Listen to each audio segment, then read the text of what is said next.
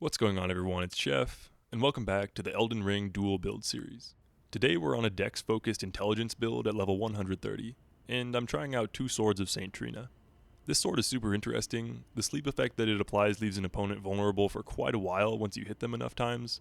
What that allows you to do is get an additional free hit in with the St. Trina swords, which is nice, but to take advantage of the sleep to the fullest, swapping to another, more high-damaging weapon is the way to go. I tried out a couple different things to swap to. On a Dex Int build, one of my favorite combos is the Glintstone Pebble into Thrust, so I gave that a few tries. But what I realized is that the Pebble actually launches the opponent backwards and doesn't allow you to get a follow-up hit. Still high damaging, but there had to be better options. I tried swapping to the Bastard's Stars and using its weapon skill, but it was just too slow and people were rolling out of it. I think we might be thinking the same thing at this point.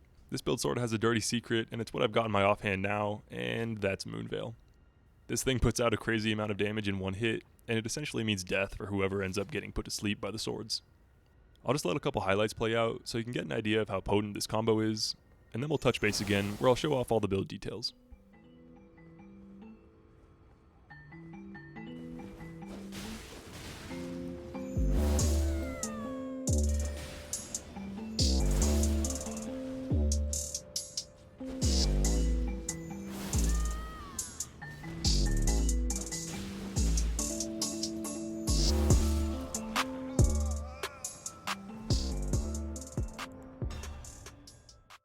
Alright, thanks for sticking around.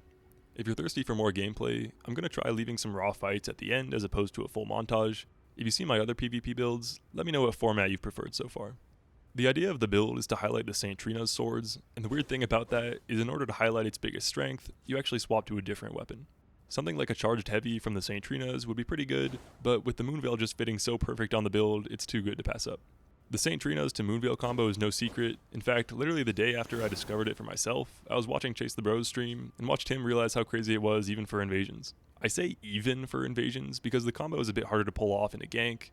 When you put one person to sleep, there's not always enough time to pull out Moonveil and attack without being interrupted by the other player. In duels, there's no such problem. With the buff applied to both swords, you can put someone to sleep in as little as 2 hits. Most of the time I just buff one of the swords, and that meant putting someone to sleep in about 3 to 4 hits. Those 3 to 4 hits just about guaranteed that the follow-up with the Moonveil would finish them off. I'm not exactly sure why this happens, I'm guessing it's a bug, but something I was noticing was that if I got hit after buffing my swords, then the buff would immediately disappear. Even without any sort of buff though, the swords put people to sleep surprisingly quickly, and turns what I thought was going to be a meme build into actually something pretty devastating. I don't think there's actually anything in the game that can boost the buildup of sleep similar to how there is for bleed. Arcane doesn't affect it, so you're stuck with the intrinsic buildup of the swords. For the talismans, I went with Erdtree's Favor, Ritual Shield, Millicent's Prosthesis, and the Shard of Alexander.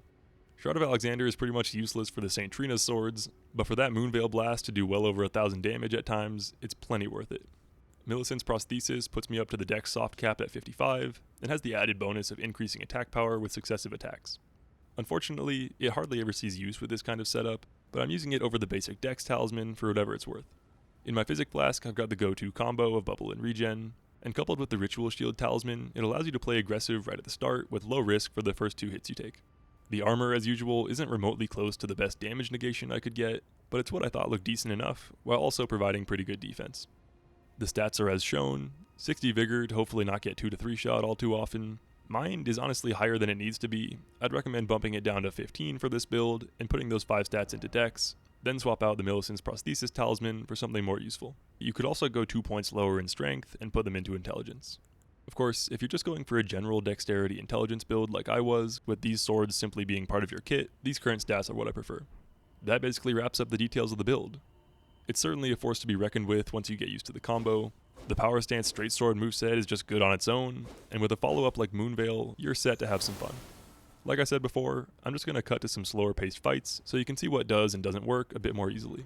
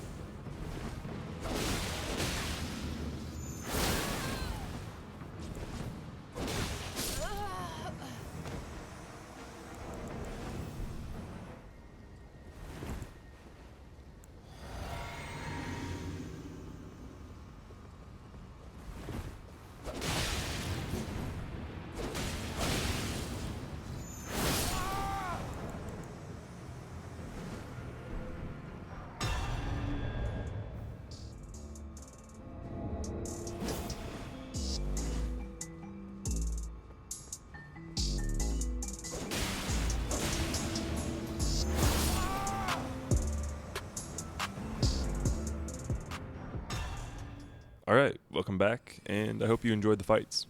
If you've got the time to leave a comment, I'd love to hear whether or not you liked the slower gameplay as opposed to the montage style of my last PvP videos.